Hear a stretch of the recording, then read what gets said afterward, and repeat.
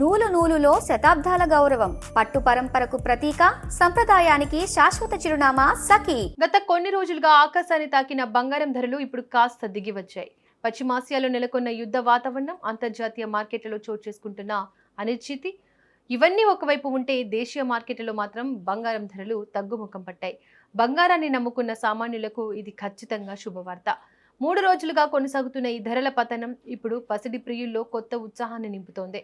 Market నిపుణులు దీనిని తాత్కాలికమే అంటున్నప్పటికీ ప్రస్తుతానికి ఇది సామాన్యుడికి పెద్ద ఊరట. మంగళవారం నాటి ట్రేడింగ్లో దేశీయ బులియన్ మార్కెట్ సరికొత్త గణాంకాలను నమోదు చేసింది.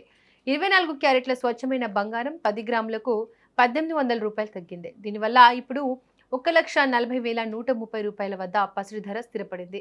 అలాగే ఆభరణాల తయారీలో వాడే 22 క్యారెట్ల బంగారం 10 గ్రాములకు 1,650 రూపాయలు తగ్గి 1,28,450 రూపాయల వద్ద నిలిచింది.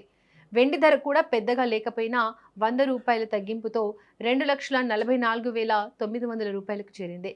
ధరలు తగ్గుతున్న తీరు చూస్తుంటే పసిడి కొనుగోలు చేయడానికి సిద్ధంగా ఉన్న వారికి ఇది మంచి అవకాశంగా కనిపిస్తోంది. ప్రపంచవ్యాప్తంగా భౌగోళిక రాజకీయ పరిస్థితులు అంటే జియోపొలిటికల్ టెన్షన్ బంగారం ధరలపై ప్రభావం చూపుతాయి. యుద్ధ మేఘాలు కమ్ముకున్నప్పుడు ఇన్వెస్టర్లు సురక్షితమైన పెట్టుబడిగా బంగారాన్ని ఎంచుకుంటారు.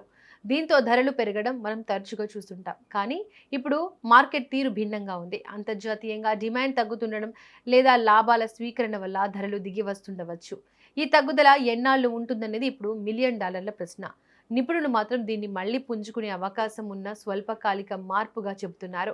పెళ్లిళ్ల సీజన్ లేదా పండుగల సమయంలో బంగారం కొనాలనుకునే వారికి ఇలా ధరలు తగ్గినప్పుడు తీసుకోవడం ఎప్పుడు లాభదాయకమే.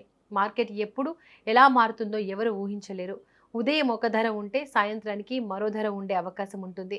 అందుకే ధరలు తగ్గినప్పుడు కనీసం కొంత బంగారాన్ని కొనుగోలు చేయడం మంచి పద్ధతి.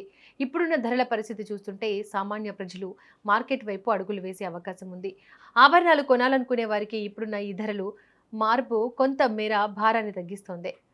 మరోవైపు పశ్చిమాసియా పరిస్థితులు రోజురోజుకు మారుతున్నాయి. అక్కడ యుద్ధం తీవ్ర రూపం దాల్చితే మళ్లీ ధరలు పెరిగే అవకాశం ఉంటుందని విశ్లేషకులు హెచ్చరిస్తున్నారు. కాబట్టి ఇప్పుడు తగ్గిన ధరలను వినియోగదారులు సద్వినియోగం చేసుకోవాలి. బులియన్ మార్కెట్లలో ప్రతిరోజు వచ్చే మార్పులను నిశ్చితంగా గమనించాలి. బంగారం అనేది కేవలం ఆభరణం మాత్రమే కాదు, కష్టకాలంలో తోడుండే ఆస్తి.